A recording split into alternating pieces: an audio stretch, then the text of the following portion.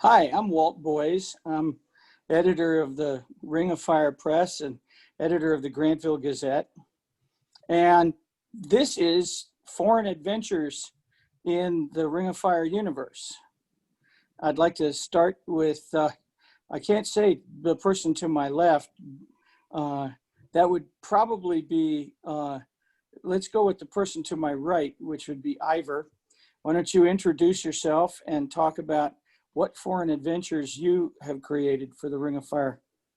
Righto. Hi, I'm Ivor Cooper. I'm a retired patent attorney. And really, there are several groups. So in Seas of Fortune, 1636 Seas of Fortune, which was essentially two sets of braided stories. One deals with a colony on the wild coast of South America, that would be Suriname, and the other one deals with the Japanese essentially sending their Christians into exile in California. And then there was Chrysanthemum, the Cross and the Dragon, which is a Ring of Fire Press book, and that deals with events flowing out of a Dutch-Japanese alliance, which strikes at the Spanish Philippines and sets some events in motion that have repercussions in Taiwan and mainland China. And finally, co-authored with Eric, we have 1636, the China Venture, which is about a diplomatic / economic / intelligence mission sent by the USC to China. Cool. One of the things that I'm hoping this panel does is to dispel the idea that the Ring of Fire is about old white men and women doing things in Europe. We have a whole world to play in. And so those of us who've played in the rest of that world are going to get some shine today. Griff, you're next.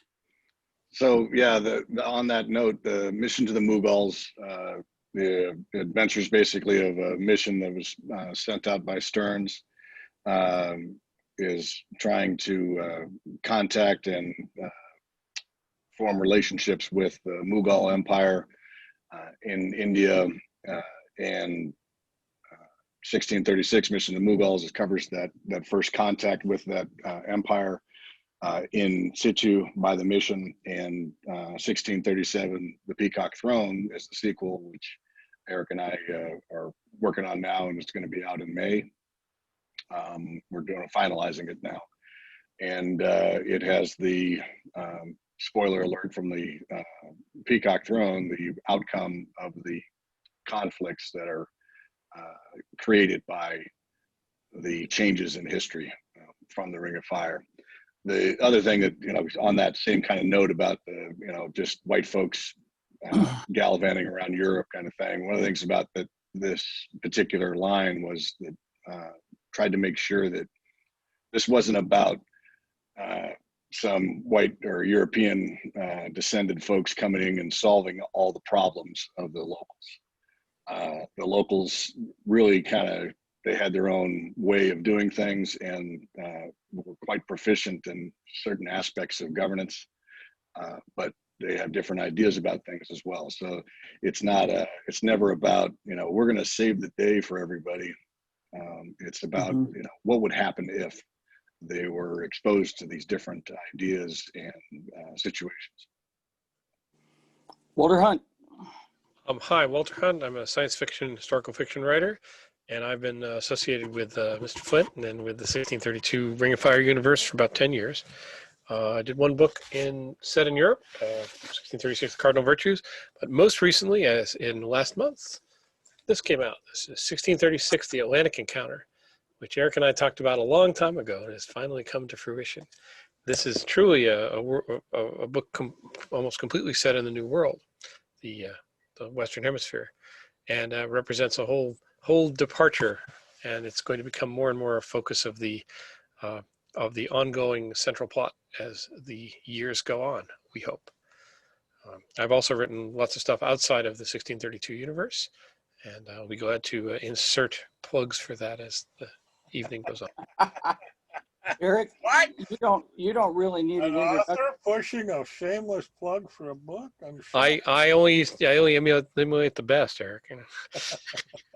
I am shocked, I tell you, that there's a shameless plug in this establishment. Eric, what your long term? What is your vision for the globality, if that's a word, of the Ring of Fire?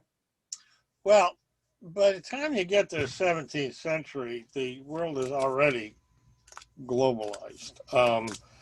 Some parts of the world were more insulated than others, but all of them are being impacted already.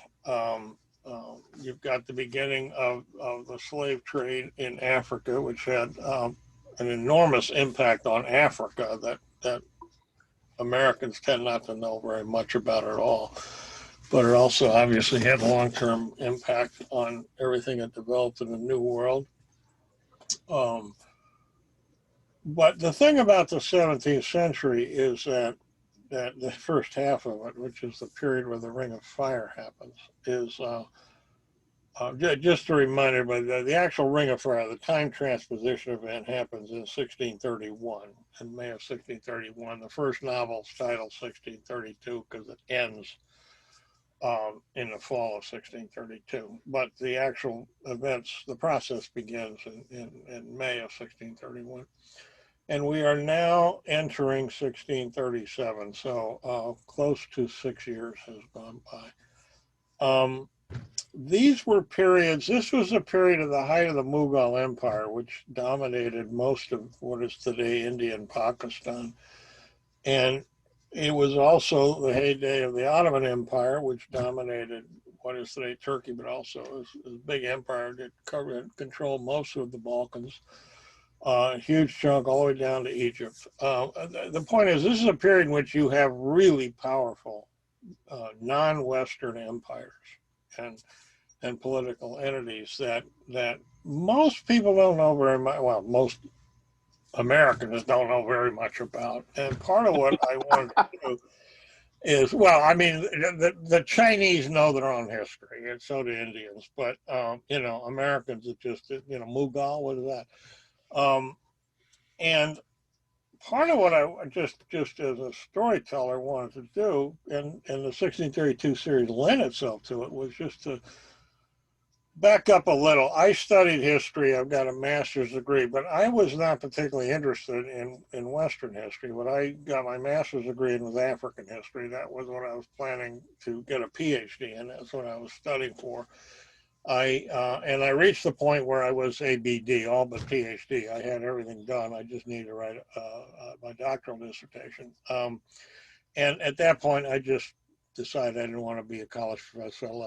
I left. But that's what I studied. And my minor fields of study were Chinese history, Indian history, and Russian history. So that's actually what I knew a lot about. And I thought it would be really fascinating these are great periods for people to get acquainted with this. We're a little bit past what would have been the best period in African history, because we're past the period of the heyday of the great medieval empires in West Africa. The last of the three in a row was Songhai, and it's collapsed. But it's still a very interesting period, which Walt and I will be getting into in an upcoming novel. We're probably not going to talk too much about that. Me, not Hunt. Because we've got a whole panel tomorrow on Walt, not Walter. On New World slavery, and this is where that's going to figure in more prominently. But so that was part of it, and what there's a whole lot to do. And one of the things that happens is when you have these expeditions, and these are all small diplomatic and trade expeditions that involve some uptimers, as we call them, some modern Americans who've gone through the transposition event. The main reason that I've made it a point to include modern Americans in almost all the novels is just for dramatic reasons. It makes it easier to connect with the audience because you got some characters that they can understand more easily. They're not necessarily the central characters. That's, for instance, in Mission of the Mughals, what people will discover if they read the book, which I will say is a very good book and you should read it. Preferably after buying it, but you know, if you want to check Jeff will out, agree with that. that's okay. He's a good But the key to that story was capturing the central figure is actually probably Princess Jahanara, who was the eldest daughter of Shah Jahan, who was the great Mughal emperor, the one who built the Taj Mahal. And she was a very powerful, influential figure in her own right. And part of what Griff and I want to do is capture for people. People have these stereotypical images of what women in harems, what their lives were like. And yes, because of the culture's norms of partly Islamic society and actually Hindu society, wasn't much different. Women tended to be held in a certain kind of confinement, but people have all kinds of wrong-headed notions about what that actually meant. For instance, we start the second novel, Peacock Throne, with a polo game played by Jahanara and her sister and some other women, including some women from Central Asia who are their bodyguards. And for those of you who have ever seen a polo game, I mean the kind where you're on horseback, yeah, they're wearing funny looking costumes, and because we associate with British nobility, people tend to think it's kind of a feat. That is a very rough sport, and anybody who's ever ridden a horse, especially if you're trying to gallop it and move with it and do anything, And hit a little ball. this is like playing a sport where you are standing on top of a car going 20 to 30 miles an hour. Hey, you know, the Black Panther. Physical and it's dangerous, and you had these royal princesses playing this game. They were highly educated. They would hold poetry contests among themselves. I mean, this is not what people think of when they see bad Hollywood movies about, you know, slinky ladies in you know, wearing not much of anything in a harem. And the same is true of a lot of things. One character that we spent a lot of time with in the book that Ivor and I wrote, the China Adventure, is a scholar, a young scholar who's studying for the exams. And we spent time, and Ivor, I did the research, to actually capture people in detail what life was like if you had to study and pass one of these exams and do it, because it's something that it's different. And anyway, I've talked long enough. I'm going to shut up. But that's part of what I wanted to do with this was get people out of, you know, the world that they already kind of understand. Which, don't get me wrong, I write a lot of stories in that world too, and a lot of them are really I'm going to say not everybody understands the 17th century in Europe for all that. That's true. Their view of Europe is either Napoleon or it's, you know, King Arthur or something. We had to introduce people to what the 17th century was like and how volatile it was. And then we introduced technology to it. So we're already operating in a completely different environment. But yeah, when we did North America, we had to deal with all the diversity of the various colonies and how disparate they were and how much they didn't like each other. That it isn't this sort of uniform monolithic thing, and every place and how their relations with the indigenous peoples were different too, depending on which colony you were from. And right, you know. yeah, no, absolutely. We're all wrangling with all kinds of things that are not readily understood by us at the outset, much less the readers. So we have a good job to do. It's a good story. Makes for a really good story. Oh yeah, that kind of conflict. Yeah. So what you're saying is that people should buy and read this book. Is that what you're saying? Yes, they should. Yes, they should. Absolutely. Absolutely, they should, and they should buy all of the books that from Bain and from Ring of Fire Press, and they should go out and do it right now and stop listening to us. Yeah, for goodness sake. and then come back and listen to us again. Ivor. Yeah, with regard to China venture, just to follow up on the point Derek was making, while we do have four uptimers and they do play significant roles, there are three very important Chinese characters, one of which, Fang Yishi, is the young student that Eric referred to.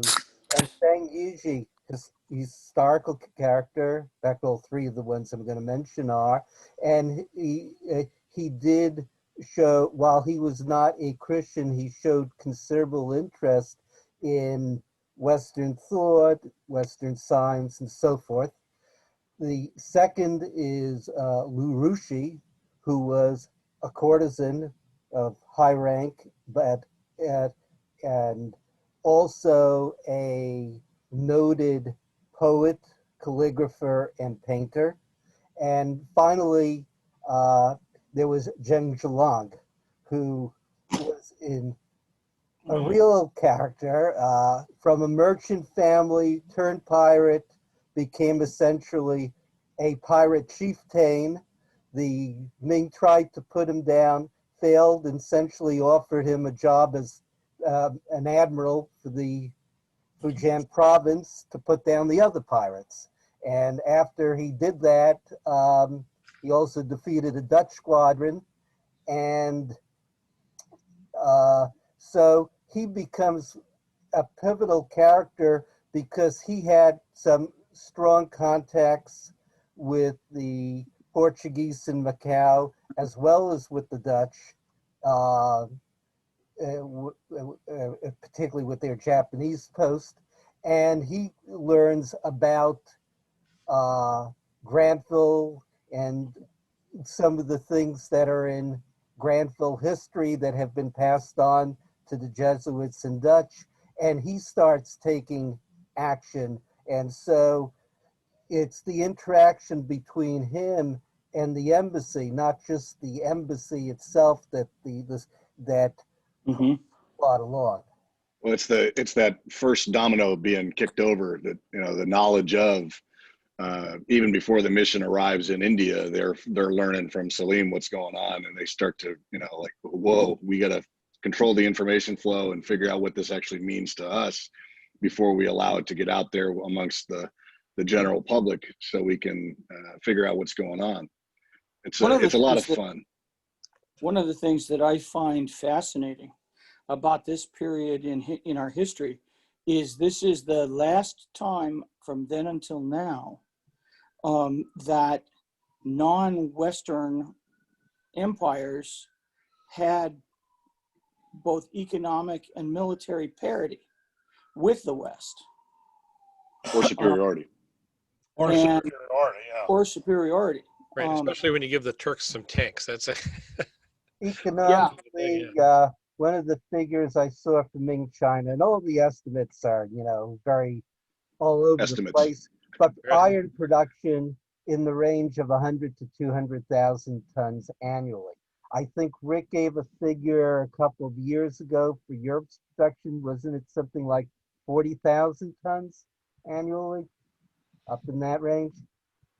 Yeah, India is another example. 25% of the world's manufacturing was coming out of India in the 17th century. So I mean, they were humongous powerhouses, and it's a reason why they were wanted. The Europeans were like, "Hey, let's get in there and get some of that for ourselves."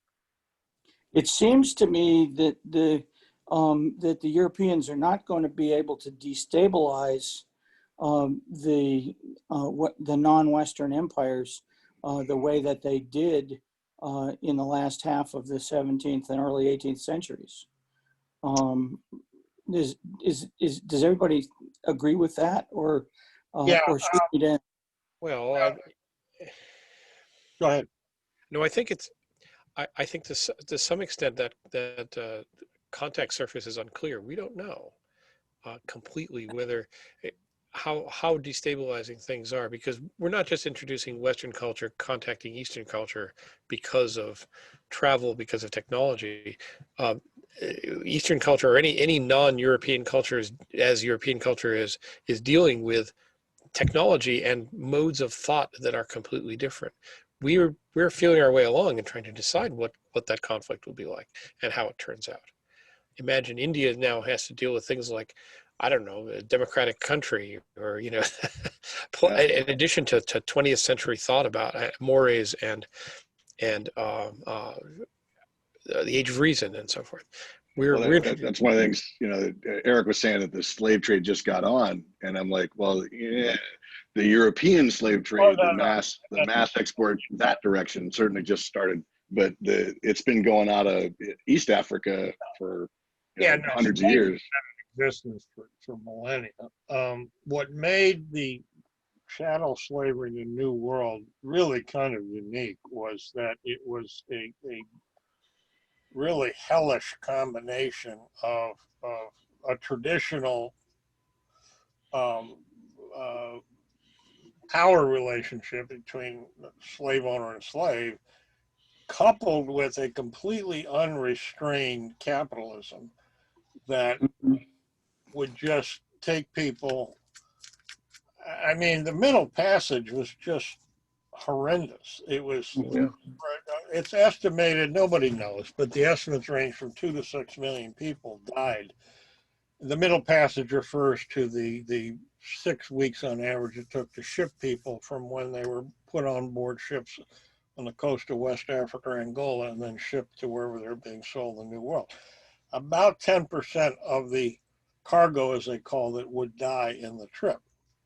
And the reason they died was because they were packed in as closely as possible. People would spend weeks lying right next to each other, literally defecating on each other and everything else. There was no water, no food. I mean, and the attitude was they were going to lose about 10% of the people would die on the way over, but that was more profitable than trying to keep them alive. That kind of utterly reptilian, inhuman form of slavery was not completely unheard of prior to that, but it was unusual. It wasn't normally what it was institutionalized.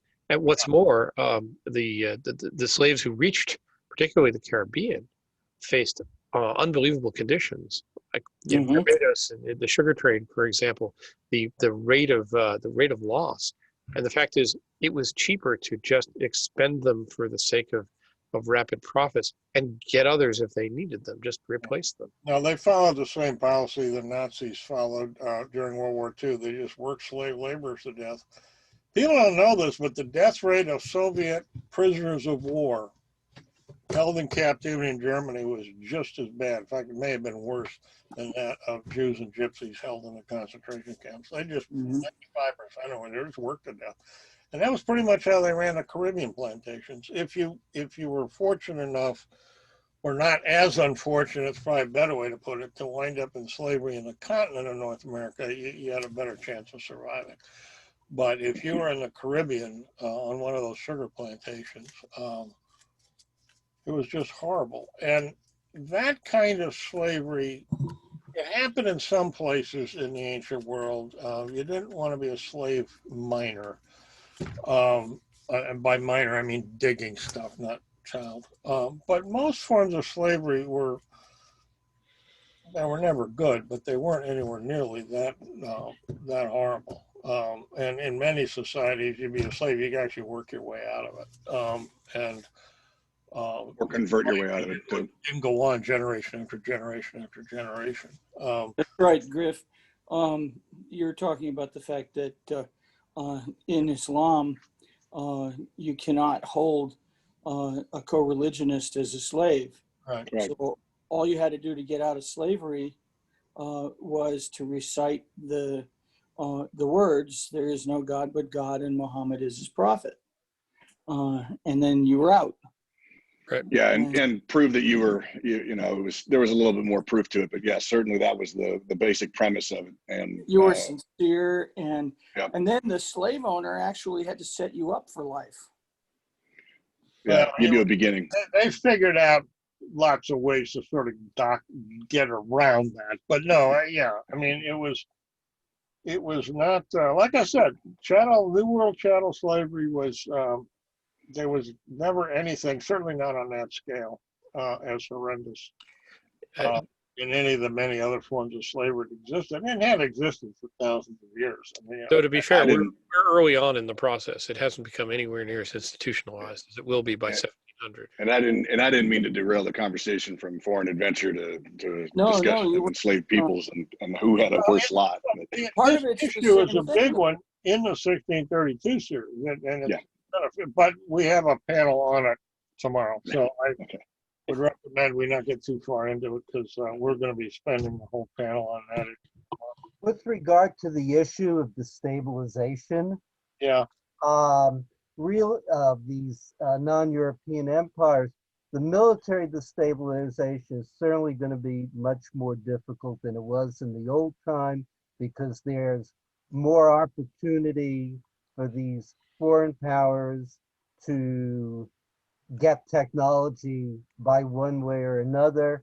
And they have large infrastructures already to take advantage of that. Of course, Eric's been exploiting that with the Ottoman conflict aspects in Europe already.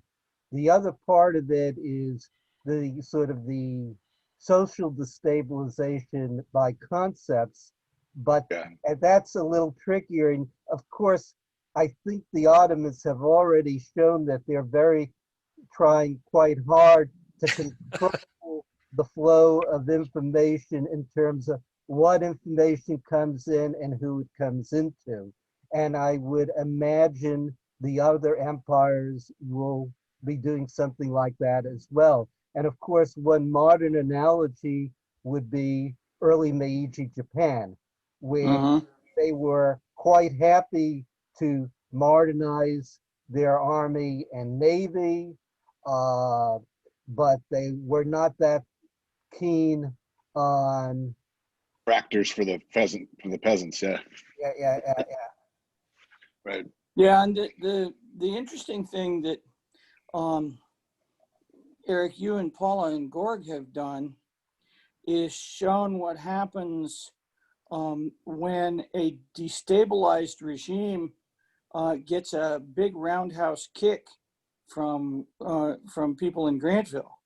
I'm talking about Muscovy, the Russians. hmm Um, Now all of a sudden there's two Russias. One is old Russia and the other is new Russia with all and new Russia is making all the neat stuff and old Russia is trying to figure out what happened here. Well, yeah, Um, except both Russias are new. I mean, that's the thing that's and the new Russia is for anybody who's read or will read, as you should, the novel 1637, The Volga Rules, which I wrote with Gorg and Paula. There, they are creating a modern society which we could not resist calling the USSR. The United, I've forgotten something in satrapies of Russia, but there they have to make compromises with slavery in order to pull it together because mhm. there's a whole big chunk of their elements that they want to bring into this new arrangement that they're not going to give up slavery, and so they have to figure out some way to work their way around it. It's muddy, it's messy. By slavery you mean serfdom. Serfdom, yes. No, not just serfdom. The Yeah, tatters had slaves. I mean, no, some of this is out. No, it's not serfdom. It's outright slavery. There is the issue of serfdom too, because we're entering the period in the 17th century is the period we're entering, which is called in Eastern European history the Second Serfdom. And what happened was that unlike in the West, where serfdom was fading out basically, and it started to happen in Eastern Europe, but then it came back, and it was actually a modernization product because what to a large degree happened was that the great landowners of Poland and Lithuania found that it was very profitable. They basically devoted themselves to King Wheat the same way Southern slave owners devoted themselves to King Cotton. And all of a sudden, Poland, for instance, the Polish-Lithuanian Commonwealth was enormous. It was the largest Mhm. realm in Europe at the time. Oh yeah. And They crazy started wealthy too. concentrating on wheat production. And so unlike Western Europe, in Eastern Europe, the towns started getting smaller. The population as a whole started getting re-enserfed back into serfdom. And it wasn't exactly the same process that happened in the New World, but it had a lot of similar dynamics. And that's going on when Granville arrives in the year 1631. And that's getting overturned. But the thing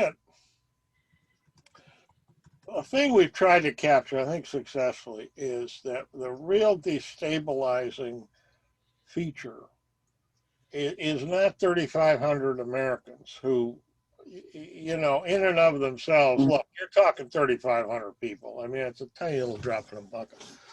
It's the ideas they bring with them. Right. And the single, and this has been said in book after book, the single most destabilizing thing they brought with them are their libraries and the books in them that are being spread all over. And the ideas that they Not just the represent. technical books. Everybody wants to get their hands on the history books of the future because they want to see how not to have happen to them what did happen in real history, and they're suffering from the delusion that they can figure out some gimmick that's going to get around things, and what they wind up doing usually just creating different problems that they hadn't foreseen. And that was one of the things that was cool about what Ivor was talking about, the pirate character, the actual historical figure. You can't make that up. You know, the guy was a stone badass, right? And he's rolling around doing all these things, really cool things, before you even get a hold of him as a writer. That's just awesome to be able to, you know, and this person, I haven't read the book yet, sorry, but, you know, they get a hold of these ideas and they go, well, I got to do something with these ideas. And they are the ones who affect the change, that not only the downtimer, but the actual Chinese person or that minority person in their country that, you know, is able to act and change maybe one of the great wrongs that happened to their ethnic minority or their religious minority or their you know, majority, whatever it may be, that they're able to kind of take this and run with it is, I think, just awesome to find these historic figures that are so cool in the first place, and then be able to play with them is a joy. It's one of the neatest things about this universe. It is fun to play. And one of the things that you have to adjust to is in the book Ivor and I wrote, we're sort of taking the terminology of Chinese themselves used. So they would refer to somebody like Zhen Zhilong as a pirate, but this is not, you know, Captain Morgan in the Caribbean. What this guy was a naval warlord. I mean, he commanded fleets, not, you know, not his one little ship with a, you know, with the skull and crossbones on it. And the same thing you get, the Chinese would refer to bandits. Yep. The threat of bandits. This was not Jesse James. These were bandit gangs of 100,000 people. I mean, you know, what they were A massive. gang of 100,000 people. Boy, you got to have a pretty wide lens for that. But by the Mulan. standards of imperial China, they were considered bandits, which tells you a lot about the mentality of the Chinese empire. But look, I mean, the Chinese have been, for most of the time, a unified empire for going close to, by now, 1,800 years. I mean, most of 2 millennia. There were a couple of stretches where they were disunited, but for the most part, China is united in a single. The dynasties would change, but the fact that this enormous country would be unified under an imperial dynasty. Somebody asked me once, he said, gee, why are there more Chinese on the world than any other nationality? I said, it's because the Chinese are better in government than anyone else. And I mean, this is not a moral statement on my part. It's just simply, they are better at politically organizing themselves than anybody. Europeans were terrible at it. Christ. Sure were. Yeah. And But there's even also, when there was a dynastic change in China, they took over the bureaucracy. When the Manchu took over, right. they just absorbed the bureaucracy and continued to use it because they sensed there's also the technology of rice versus wheat, but that's another granted, story. there's that. Yeah, I'll grant you that. But still, it's a different. historical experience, and it produces a different culture that has strengths and weaknesses like all do. But one of the things that's really a lot of fun as a writer and a storyteller is to tell a story. And it's part of the reason why we bring uptime modern characters into it, because you got that viewpoint so you can see it. But because they're often startled by what they encounter. It's not really what they expected. But it opens up the world of the 1632 series an enormous amount. The focus of it has still always remained in all the things that are unfolding in Europe.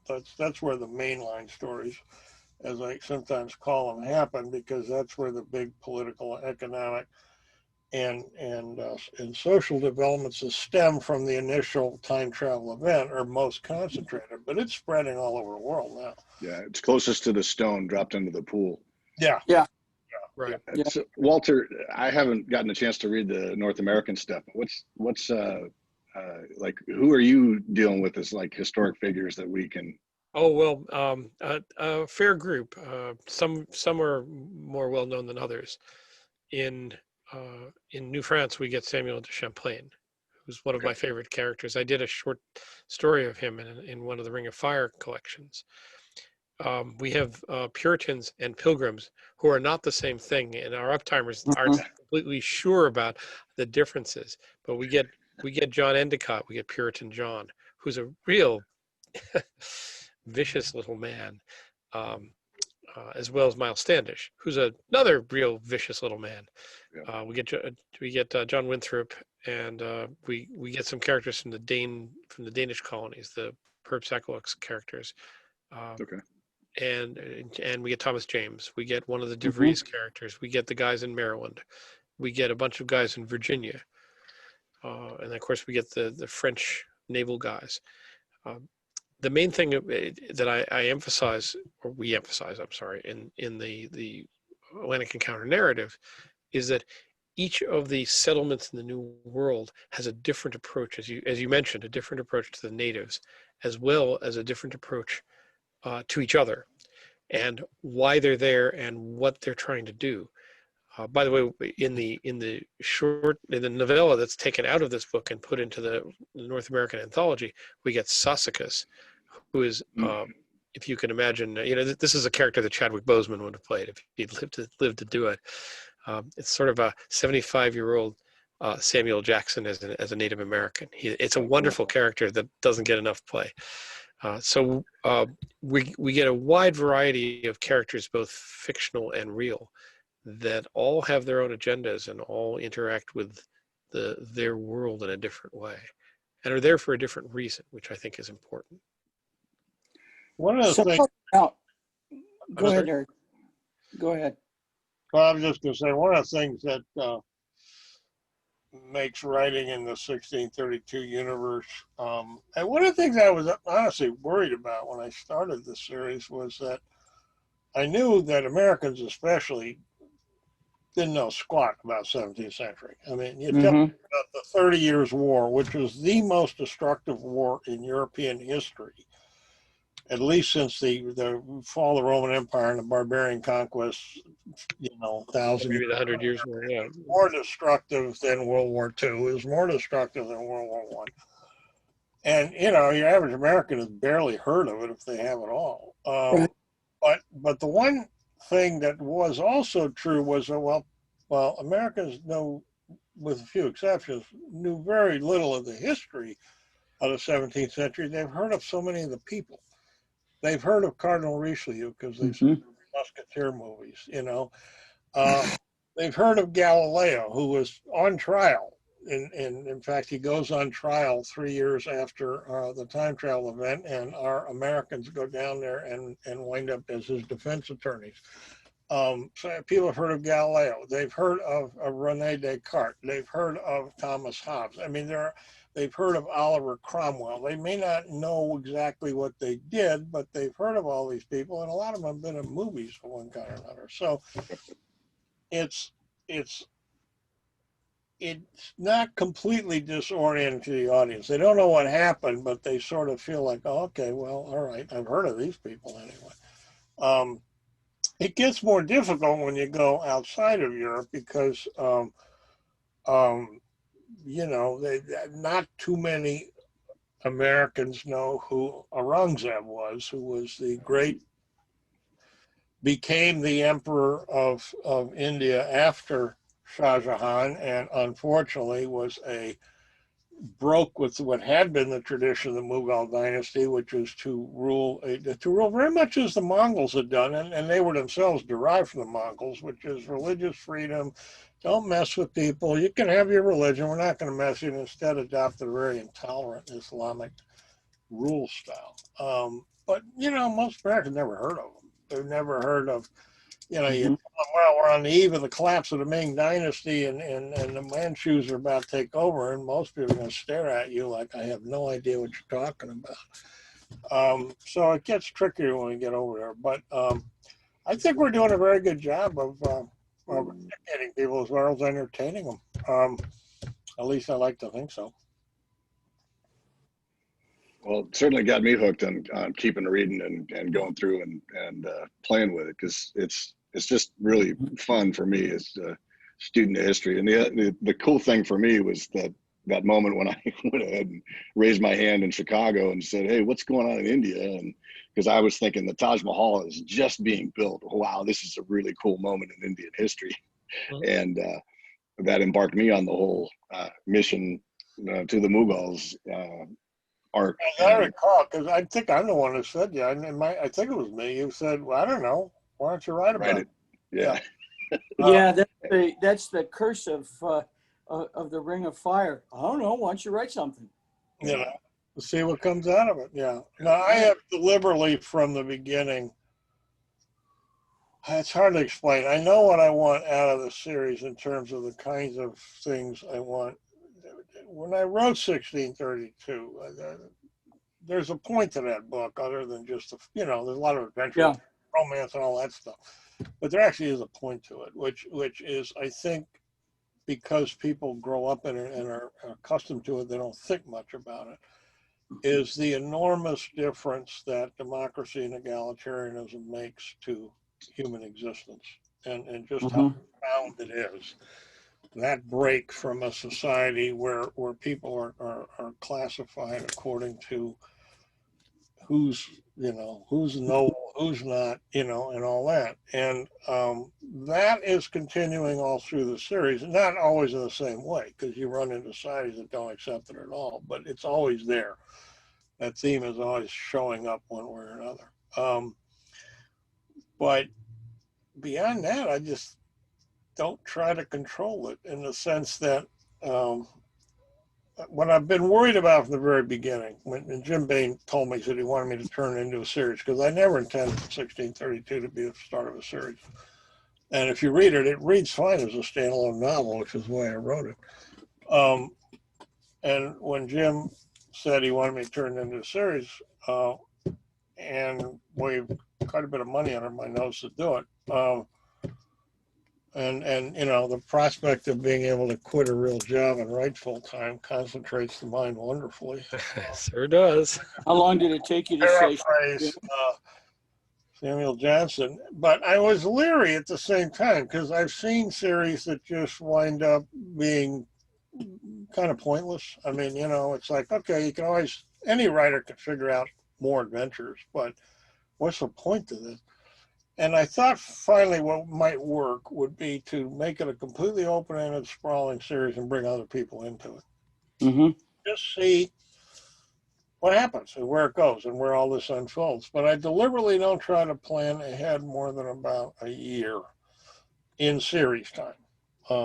Keep in mind that a year in the series takes about 4 years in real time Mm-hmm. to happen, because it takes a while to write books. Yeah, we're early in 2006. We're getting into, we have entered 1637, but so we have moved 6 years in 20 years, because the first book came out 20 years ago. Yeah. And we don't I've look got at any sign of picking up the pace either. No, one of the things that continues to bother me about the the Ring of Fire series is how few people, other than cishet white people, write in the series. Right. What? Write in the series. Okay, we can all go off screen now for a bit, right? No, this is a problem, I think. And it's a problem that I've been wrestling with ever since I took over the Gazette 6 years ago, I think it was. That's And right. and that is that we have a whole bunch of people in this genre who are saying we're left out, we're marginalized, in exactly the same way that the non-Europeans were marginalized by the Europeans in the original timeline, 17th century.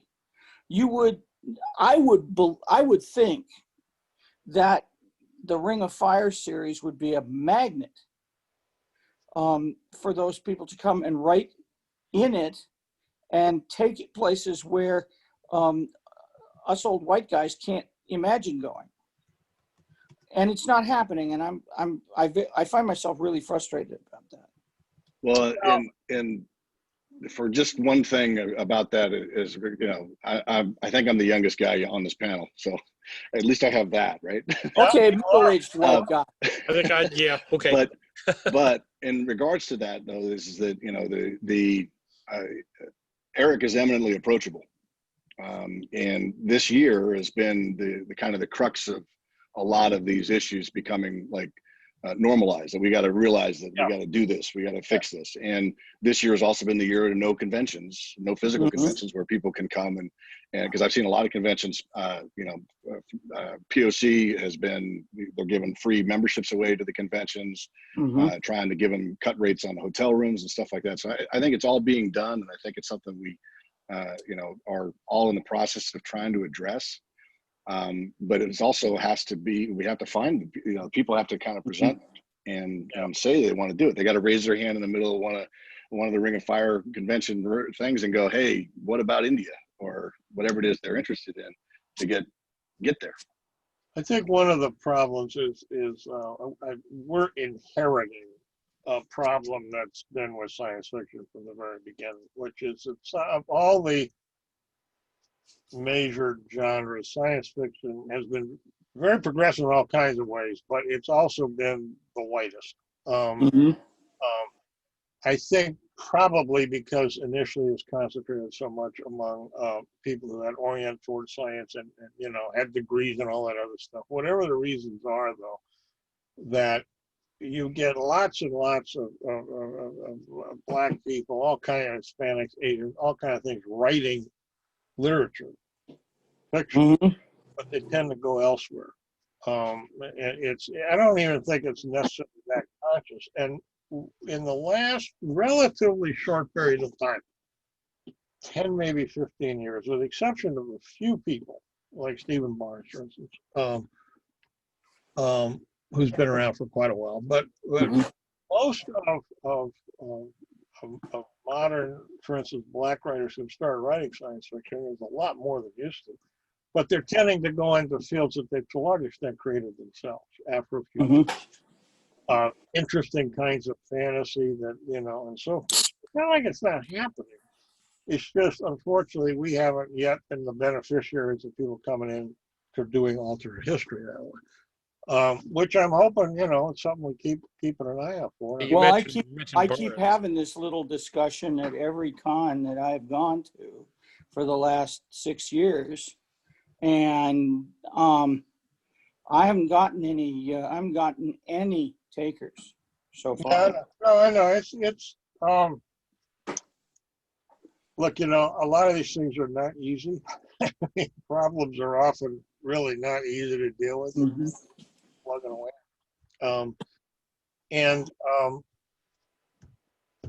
But I think that's the historical, not explanation, but that is backdrop. Understand the historical framework for which we're coming. It's been,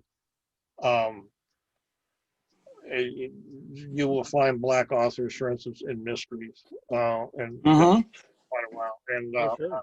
Walter Mosley wrote, I think, at least one science fiction novel, but, he by and large stayed in mystery. Mm-hmm. And you found Black authors in history, in historical fiction. Look at Frank Yerby. Oh, Frank Yerby's the famous one. Yeah. And what's really cool about him is that his books are still pretty good, and he wrote them, in the 1930s and 40s. Yeah. And I guess I'm whining here because I've been asking for more people to come play with us, and I haven't figured out how to get them to do it.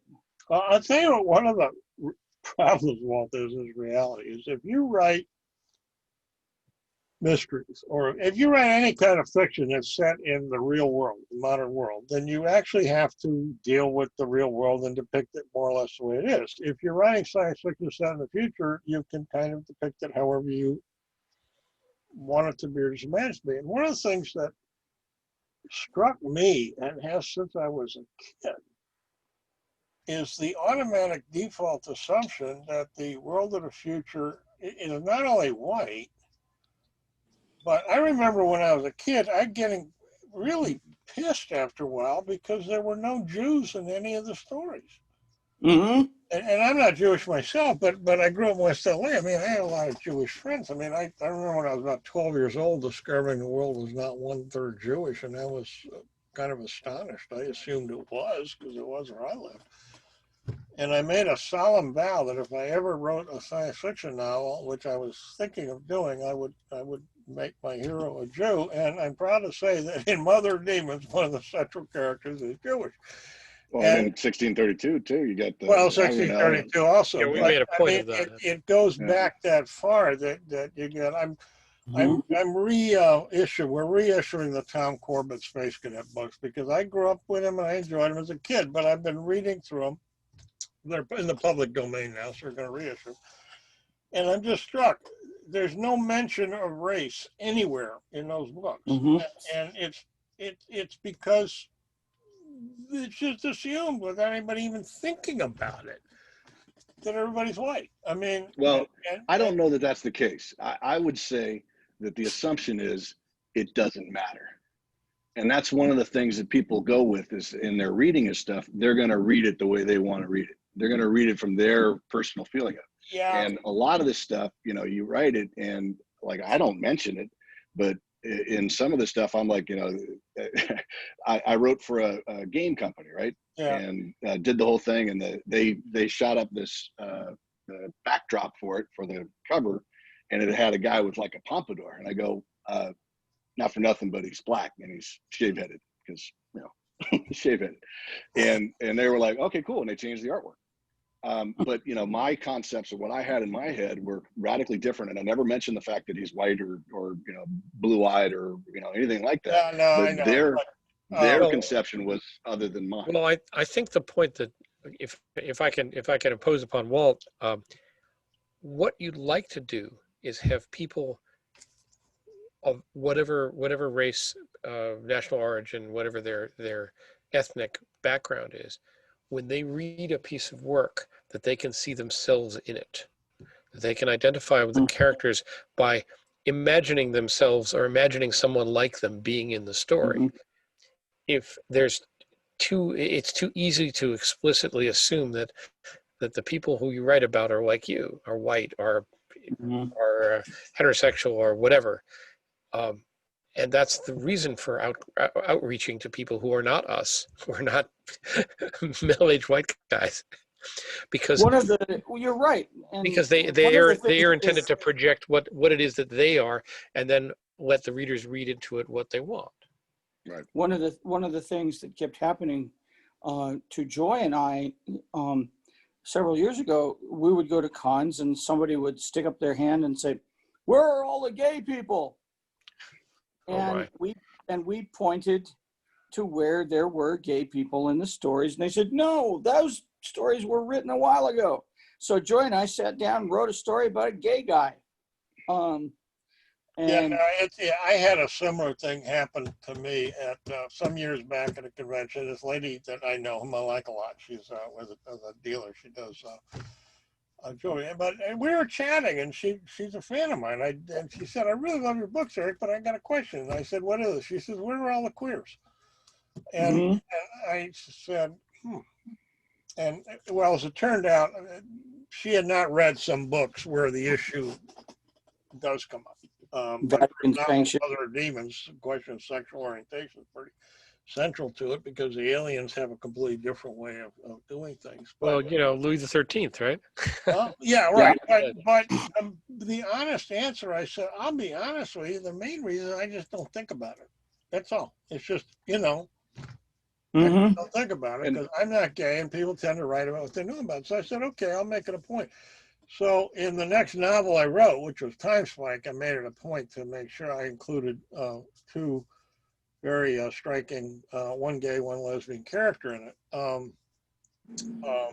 And that's kind of what it's easy to just forget. There's no animus Hmm. involved. It's just simply you just don't think about it. And But you don't want it to make it a tokenism. You don't want it to well, no, I yeah, agree have with it you. for I the agree sake with you. of having it. No, yeah, I and agree that with was you. And I've also had. I'm not being critical. I'm merely making an Yeah, observation. I know. And I look in this case, the lady I was talking to was being very friendly. She wasn't, she wouldn't be hostile. She was just pointing out something. But I have had people, in a much more hostile way, give me a hard time about it. And We have about a minute left. well, my response is why are you? First of all, I have written a half a dozen novels in which sexual orientation figures one way or another. But why are you giving me a hard time at this, whereas you haven't brought up the fact that in more than 60 novels, until I wrote the one with Ivor, the only story of mine that had anyone of Chinese ancestry was one novella I wrote 17 years ago, and that's 20% of human race. How come that doesn't bother you? And of course, their answer was they stared at me, and I said it didn't bother you because you're not Chinese. You didn't think about it. That's why. That's true. That's what happens is, we're all subject to this. I mean, it's part of what happens is people have to stop being so defensive about this and just deal with it as a real issue and a real problem and say, okay, let's see, what can we do about it? And I agree with Walt. I would very much like to see, a more diverse group of authors working in the 1632 series. And when I say diverse, I mean diverse in all respects, not just racially. Oh yeah. We do what we So can. we've gone we've gone a ways into the way that the 1632 series has become globalized. Thank you all for being here, and I think we're done. All right. All right. Thank you. Thanks. cute.